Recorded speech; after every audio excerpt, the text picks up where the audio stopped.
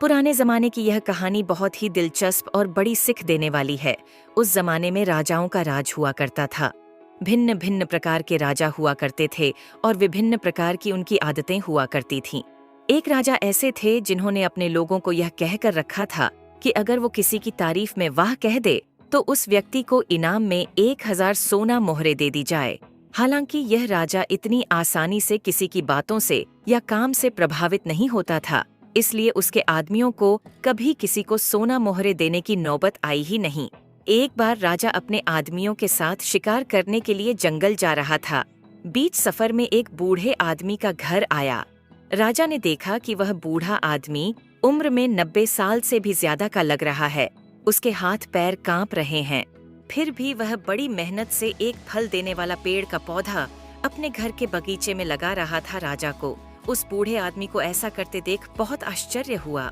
राजा का सोचना था कि बूढ़ा जो फल का पौधा लगा रहा है उसे अच्छी तरह से बड़े होकर फल देने में कम से कम 10 साल लग जाएंगे।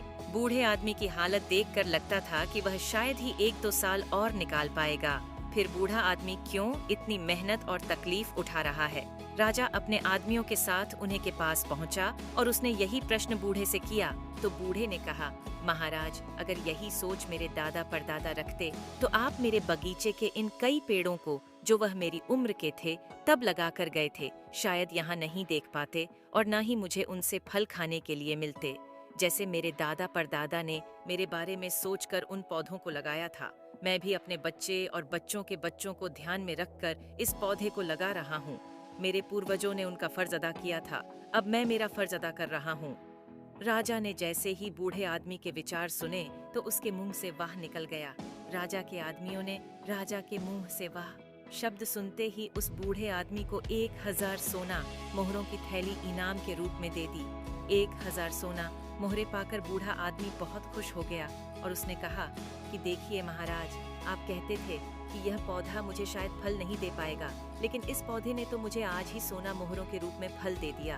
बूढ़े आदमी के सकारात्मक विचारों से प्रभावित होकर राजा ने फिर से 2 बार वाह वाह बोला।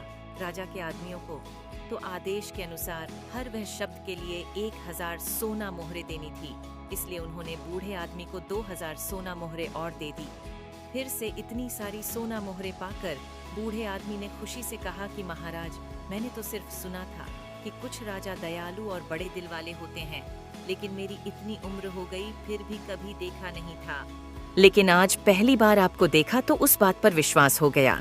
राजा के मुंह से अपनी तारीफ सुनकर लगातार 3 बार वाह वाह वाह निकल गया और बूढ़े आदमी को 3000 सोना मोहरे और मिल गई। दोस्तों, ये कहानी जितनी मजेदार है उतनी ही गहरी बात भी सिखाती है।